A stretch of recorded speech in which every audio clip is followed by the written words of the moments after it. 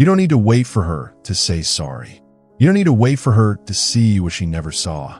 Because healing doesn't begin with her. It begins with you. And today, not someday, you'll learn how to mother the one person your mother couldn't. You. What if I told you that the love you've been searching for your entire life, the understanding you've been craving, the gentle voice you've been desperate to hear, has been waiting inside you all along? What if the very wound that's been breaking you open could become the doorway to the most profound healing you've ever experienced? You've done the inner work. You've done it all. You've read the books on childhood trauma and attachment theory. You've cried until there were no tears left. You've remembered the moments you tried so hard to forget. You've named the shadow that followed you into every relationship, every career choice, every quiet moment when you're alone with your thoughts. You finally saw the invisible loyalty, that unconscious promise you made as a child, carved so deep into your psyche that you didn't even know it was there. I won't be happier than you, Mom. I won't be freer if you weren't. If you didn't heal, I won't either. I'll carry your pain so you don't have to feel so alone in it. And still, something hurts. Something lingers in the spaces between your ribs, in the hollow of your throat when you wake up at 3 a.m. Like a wound that won't close. Like a child inside you still waiting. Not for answers anymore. Not for apologies, but for affection. For someone to simply say, I see you. I've got you. You're safe now. Because the truth is, the wound your mother left behind isn't just a memory filed away in some dusty corner of your mind. It became a pattern. It became the blueprint for how you move through the world. It became the way you love, always from a deficit, always proving your worth. It became the way you push yourself, never enough rest, never enough permission to simply be human. It became the way you disappear emotionally, even in your own life, especially in your own life. And if you don't interrupt that pattern, if you don't become conscious of the ways you've learned to abandon yourself, you'll repeat it. Not by becoming your mother, but by becoming what she left behind, unattended, unheld, unheard. A ghost in your own story. Sarah thought she had healed. At 32, she'd spent years in therapy, thousands of dollars and countless hours understanding her childhood, forgiving her emotionally distant mother who was always too busy, too stressed, too overwhelmed to really see her. Sarah had done the work of understanding why her mother was the way she was, the generational trauma, the depression, the way her mother had been raised by a woman who believed that love was earned through performance. But every night, she'd lie awake criticizing herself for not being productive enough, for feeling too much, for needing too much. She'd become her own harsh critic, the voice that never offered comfort, only judgment. The voice that said, you should be grateful. Others have it worse. Stop being so sensitive. Why can't you just get together? The wound wasn't just what happened to her. It was what she continued to do to herself every single day in 1,000 small ways that no one else could see. You think it's because you haven't forgiven her yet. You think it's because you're still angry, still resentful, still carrying around this heavy stone of hurt in your chest. But it's deeper than that. So much deeper. You haven't learned how to stay with yourself the way she couldn't stay with you. Think about it. When you were tired as a child, what did she say? Keep going. Push through. We don't have time for this. When you were sad, when the tears came for reasons you couldn't even explain, what did she do? Stop crying. There's nothing to cry about. You're being too dramatic. When you were scared, when the world felt too big and too much, what was her response? Be strong. Don't be such a baby. Toughen up. Now, right now, what do you say to yourself when you're exhausted, when you're overwhelmed, when you're breaking inside? You repeat her, word for word, tone for tone. And that's the pain. Not just what happened all those years ago, but the fact that now, today, you do it to yourself. You've become both the parent and the child in this dynamic. And you're perpetuating the same cycle of emotional abandonment that broke your heart in the first place. Carl Jung, the brilliant Swiss psychiatrist who spent his life studying the human psyche, called this the shadow. The parts of ourselves we learn to reject, repress, or hide because they weren't acceptable to the people we needed to love us. But here's what most people don't understand about the shadow. It's not just our anger or our selfishness or our so-called negative traits. Sometimes your shadow is your own tenderness, your own need for rest, your own permission to be imperfect, to be human, to take up space in this world without earning it. You learn to hide these parts of yourself so early, so completely, that you don't even remember what it feels like to treat yourself with genuine kindness. Pause here and take a breath. Really, pause the video for a moment. Is this what you've been carrying all along? This invisible burden of being your own worst critic, your own emotional abandoner. You still abandon yourself emotionally, and you don't even know you're doing it. Emotional self-abandonment is invisible. It doesn't leave bruises you can photograph. It doesn't break bones that show up on x-rays, but it breaks something deeper, something more essential. It breaks your relationship with yourself. It sounds like, I don't have time to rest. Everyone else is doing more than me. I shouldn't feel like this. I should be over this by now. I'll be fine. I'm always fine. I always figure it out. This is nothing compared to what she went through. At least I had a roof over my head. It looks like working through your lunch break because taking care of your basic needs feels selfish. Saying yes when every fiber of your being wants to say no because disappointing others feels unbearable. Minimizing your own pain because someone else always seems to have it worse. Pushing through exhaustion because rest feels like laziness. Smiling when you want to cry because your emotions feel like too much for everyone else to handle. It's not resilience. It's repression. And repression isn't strength. It's survival. It's the same coping mechanism you developed as a child when being small, being quiet, being easy was the only way to get any kind of love or attention or approval. You're surviving the same way you did when you were 7 years old, by disconnecting from what hurts, by becoming smaller, by needing less, by expecting nothing. But healing isn't disconnection. It's reconnection. It's learning to stay present with yourself even when it's uncomfortable, even when the old voices tell you to shut down, even when it feels like too much. And that starts with one question, one simple but profound question that might change everything. What did I need then that I still refuse to give myself now? Take a moment. Really think about this. What would you tell your 8-year-old self right now if they were sitting right here beside you? What would you whisper to that scared, lonely child who just wanted someone to notice their pain without them having to perform for it? What would you say to that little person who felt responsible for everyone else's emotions but never learned that their own emotions mattered too? Now ask yourself, when was the last time you spoke to yourself that way? When was the last time you offered yourself that same tenderness? That same unconditional acceptance? If you can't remember, you're not alone. Most of us learn to be our own critics long before we learn to be our own advocates. Why you still seek your mother and other people, and how it's sabotaging your relationships. You don't just miss her. You don't just wish things had been different. You recreate her over and over again in your partners, in your friends, in your mentors, in your bosses.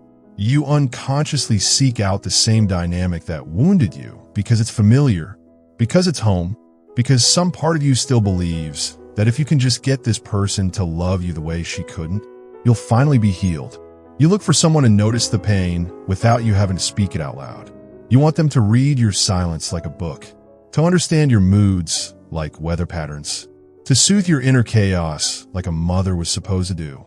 You want them to see through your masks and your walls and your carefully constructed okayness, to the place where you're still hurting, still waiting, still hoping. Marcus discovered this pattern when he was 29, sitting in his therapist's office, trying to understand why he kept finding himself in relationship after relationship with people who were emotionally unavailable.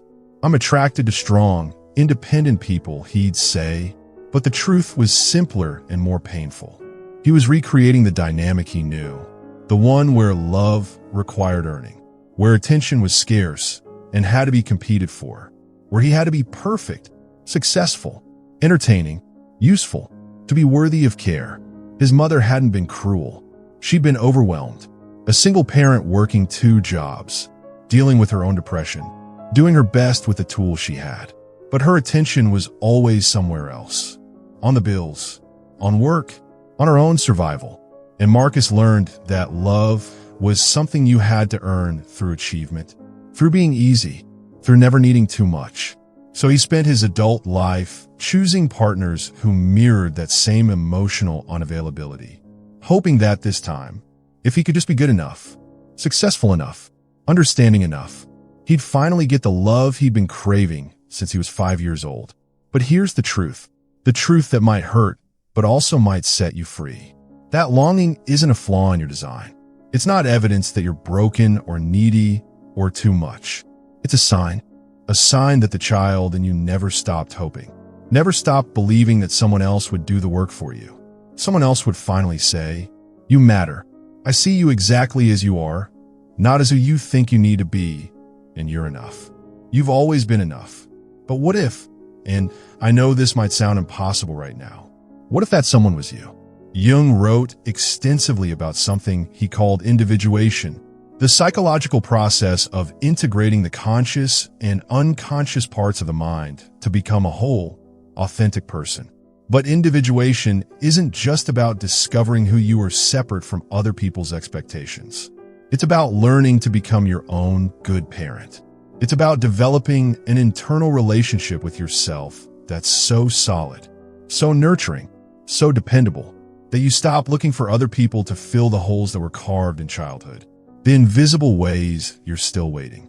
You're waiting for someone to notice you're struggling without you having to ask for help. You're waiting for someone to tell you it's okay to rest, that you've done enough, that you don't have to earn your place in this world. You're waiting for someone to see past your competence to your vulnerability, past your strength to your tenderness, past your okayness, to the places where you're still that child who just wanted to be held. Emma realized she was still waiting when she found herself getting angry at her husband for not noticing how overwhelmed she was. She'd been working 60-hour weeks, managing the household, taking care of aging parents, and never once had she said, "I need help. I'm drowning." Instead, she'd been hoping he'd just know, just see, just step in. The way she'd always hoped her mother would see how hard she was trying and offer comfort without being asked. "Why don't you just tell me what you need?" he'd ask, frustrated. And she'd realize she didn't know how. She'd learned so early to read other people's needs, to anticipate what they wanted from her. But she'd never learned to identify her own needs, let alone voice them. The waiting isn't passive. It's an active choice, a hope that someone else will do the emotional labor of truly seeing you, so you don't have to do the vulnerable work of showing yourself. Mothering yourself is not what Instagram tells you it is. It's not bubble baths and face masks and buying yourself flowers. It's not indulgence or self-care Sunday or treating yourself because you deserve it. It's discipline, tender, fierce discipline. It's saying, "I will not abandon myself anymore. Not when I'm tired and everyone else seems to be doing more. Not when I fail and the shame feels unbearable. Not when I feel like a burden and my instinct is to disappear." It's whispering to yourself what she never could, what she never learned to whisper to herself. "I've got you. I see you. I won't leave. No matter what happens, no matter how you feel, no matter what you do or don't do, I will not leave you." It's staying present when the old voice tells you to shut down, to push through, to be stronger. It's breathing through shame instead of running from it or turning it against yourself. It's holding your pain, not fixing it, not solving it, not making it go away, but sitting with it like you would sit with a crying child until they felt safe enough to stop. And in those moments when you feel like running from your own feelings, when the urge to escape yourself feels overwhelming, remember what Carl Jung knew. We cannot change anything unless we accept it. Condemnation does not liberate, it oppresses. You don't need to fight the pain to heal it. You don't need to positive think your way out of it or spiritual bypass around it. You need to sit beside it. You need to accept that what hurt you still echoes, but you're no longer powerless in its presence. If this part hits something in you, keep going. The next few minutes might feel like looking in a mirror you've been avoiding your whole life. What mothering yourself actually looks like, the practical, unglamorous truth. It's saying no, even when it terrifies you. even when you can see the disappointment in their eyes, even when you're convinced they'll never ask you for anything again. Because this time, your no is not defiance or rebellion or selfishness. It's protection. It's boundary setting. It's reparenting in real time. It's eating when you're hungry, even if you don't think you deserve it because you haven't been productive enough. It's resting when you're tired, even if others might judge you as lazy. It's crying when you're sad, even if no one else understands why. Even if your own mind is telling you it's an overreaction. It's speaking to yourself with the same patience you'd show a beloved friend who is struggling. It's forgiving yourself for not being perfect, for not having it all figured out, for still being gloriously, messily human after all these years of trying to transcend your humanity. It's asking yourself throughout the day, what do you need right now? Not what should you need, not what do you think you're allowed to need, but what do you actually need? And then, and this is the revolutionary part, giving it to yourself without waiting for permission from anyone else. It's becoming the mother you needed when no one came. The mother who stayed present during the tantrums. The mother who offered comfort without conditions. The mother who saw your worth as inherent, not earned. Jung spoke of something called the transcendent function, the psychological process that bridges the conscious and unconscious mind, the adult and the child, the wounded and the healer. When you learn to mother yourself, you're creating this bridge. You're not choosing the rational adult over the hurting child, or the child over the responsible adult. You're integrating both. You're becoming whole. Here's a practice that might change your life. When you notice yourself being self-critical, when you catch that harsh voice in your head, pause, take a breath, ask yourself, what would the most loving mother in the world say to her child right now? Not a perfect mother. Perfect mothers don't exist, but a mother whose love is unconditional, whose presence is steady, whose voice offers comfort instead of criticism. Then say to yourself, out loud if you can, not because it's easy, it won't be easy, but because it's necessary, because that child inside you has been waiting their whole life to hear those words. And they don't care if they come from someone else or from you. They just need to hear them. The resistance will come, and why that's okay. Your mind will resist this. The voices that have been running the show for decades won't give up without a fight. They'll tell you this is selfish, that you don't have time for this, that other people need you more than you need yourself. They'll tell you that self-compassion is self-indulgence, that you're being weak, that you're making excuses. Listen to those voices. Notice them. Thank them for trying to protect you the only way they knew how. But don't obey them, because those voices aren't yours. They're inherited. They're the internalized criticism of people who were never taught how to be gentle with themselves either. Remember, healing generational trauma doesn't happen by perpetuating it. It happens by choosing to be the first person in your lineage to break the cycle of self-abandonment. When resistance comes, and it will come, when you feel guilty for resting, when you feel selfish for having needs, when you feel like you're being too much or too sensitive or too anything, remember this. You're not just healing yourself. You're healing the child your mother once was. You're healing the grandmother who never learned she was worthy of gentleness. You're healing forward and backward through time. Observe the voice inside, become the witness. Start by becoming curious about the voice in your head. Not judgmental, not trying to change it, just curious. When you fail at something, what does that voice say? When you feel overwhelmed, how does it respond? When you're tired, what's its message? Write it down, literally. Keep a small notebook or use your phone and record the specific words this voice uses. You might be shocked by how cruel it is, how familiar it sounds. You're so lazy. Why can't you get it together? Everyone else can handle this. You're being dramatic. Suck it up. Stop being so sensitive. That voice, it isn't yours. It's inherited, a distorted echo of how you were raised, how you were spoken to during your most formative years. Don't fight it. Don't hate it. Just listen to it like you'd listen to an old recording. Ask yourself, who taught me this way of treating myself? Whose voice is this really? Because when you name the voice, when you recognize it as something that was given to you rather than something that is you, You reclaim the power to choose whether or not to listen.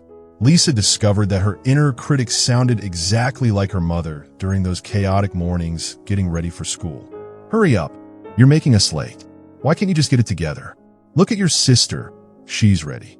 She'd internalized that voice so completely that she'd been rushing through life for 25 years, never allowing herself to move at her own pace, always feeling like she was behind, always feeling like she was disappointing someone.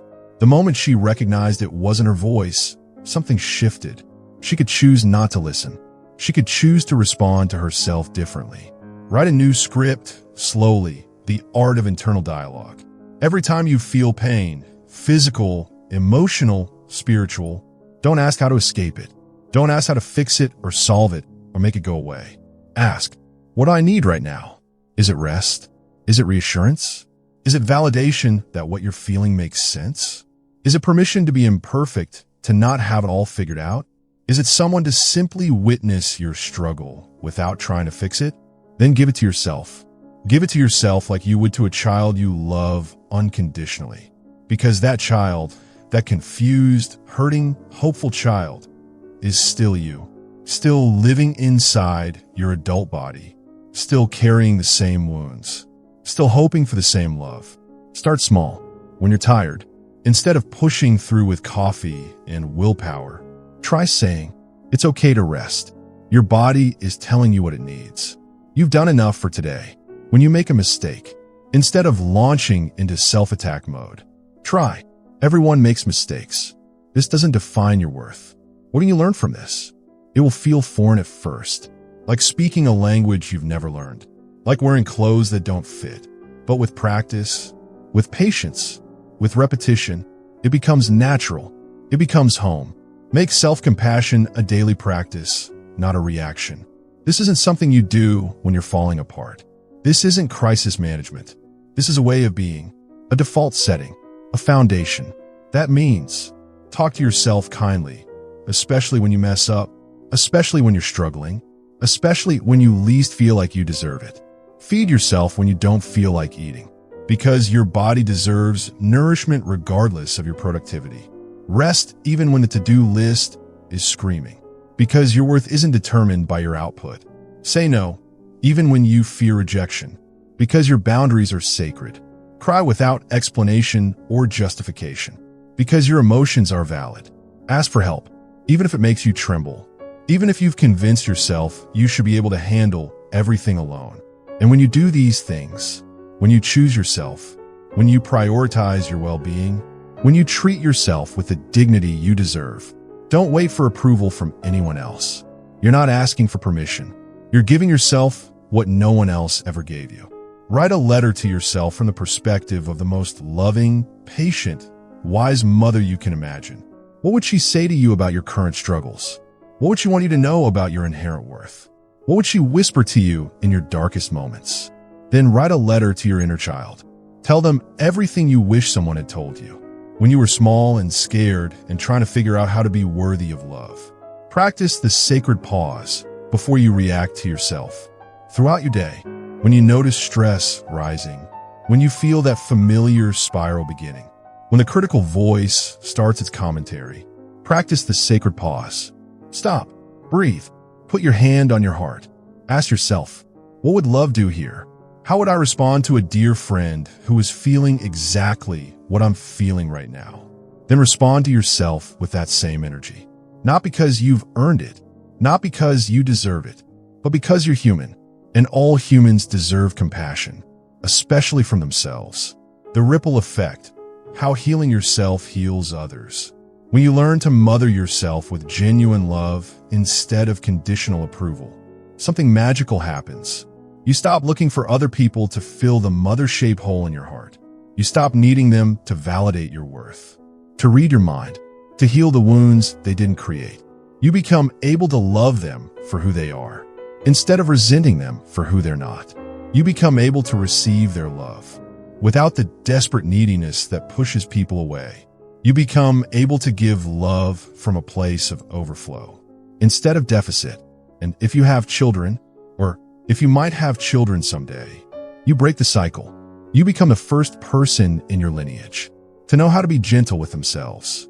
You model for them what it looks like to treat yourself as worthy of love, care, and respect. The healing you do for yourself ripples forward and backward through time, touching lives you'll never even know about. One day, and it might not be the day you expect. It might be an ordinary Tuesday when you're doing something completely mundane. You'll feel something different. Not the old ache. Not the hollow longing that's been your constant companion. Not the persistent sense that something is missing, that you're somehow defective, that everyone else got a manual for life that you never received, but a quiet knowing. You stayed. You showed up for yourself when no one else did. You became the mother, not in name, not in role, but in presence. In the quality of attention you learned to give yourself. You held yourself in the dark. You spoke gently when the storm came. You chose to protect the part of you that was never protected. You chose to see the part of you that was never seen. You chose to love the part of you that was never loved. And in that moment, in that simple, revolutionary moment, you didn't just heal. You ended the pattern. You became the place where generational trauma stops and generational healing begins. Because this is what healing really looks like. Not waiting for the past to fix itself. Not waiting for other people to become who you needed them to be, but choosing over and over and over again to love yourself in the places that were never loved. Carl Jung wrote, "The most terrifying thing is to accept oneself completely. But what if the most liberating thing is to mother oneself completely? What if the thing you've been searching for in other people's eyes, in other people's approval, in other people's love, has been waiting inside you all along? So the next time you hear the old voice, the one that tells you you're not enough, that you're too much, that you should be different than you are, pause. Don't fight it. Don't run from it. Don't try to positive think your way around it. Answer it with something it has never heard before. You are safe. I am here. I see you exactly as you are. And you are beautiful. I will never leave you again." And maybe that's what healing is. Not forgetting what happened. Not pretending it didn't matter. Not spiritual bypassing around the real pain you experienced. But finally becoming the one who never walks away. The one who stays present. The one who offers love without conditions. The child inside you has been waiting. Not for your mother to change. She may never change. Not for the world to understand. It may never understand. But for you to come home to yourself. For you to become the safe harbor you've been searching for in other people. Healing the mother wound isn't about becoming someone new. It's not about transcending your humanity or achieving some perfect state of enlightenment. It's about becoming someone who refuses to abandon themselves the way others once did. It's about breaking the cycle, not just for you, but for everyone who comes after you. The pattern ends here. The healing begins now. And the mother you've been waiting for, she's been inside you all along, waiting for you to remember that the love you seek is the love you are. In a world that taught you to be your own worst critic, choosing to be your own best friend is a radical act. In a world that taught you your worth was conditional, choosing to love yourself unconditionally is revolutionary. You are worthy of the love you give so freely to others. You are worthy of the patience you extend to everyone else. You are worthy of the compassion you show to strangers. You are worthy, not because of what you do, not because of how you perform, not because of how you serve others, but because you exist. The mother you needed is the mother you can become. For yourself. Today, right now, the healing begins with you. Welcome home. If this video resonated with you, if something inside you recognized itself in these words, consider sharing it with someone who might need to hear this message. And if you're ready to dive deeper into this work, if you're ready to begin the journey of learning to mother yourself, I'd love to hear how you're practicing self-compassion in the comments below. What's one way you're going to treat yourself more gently today?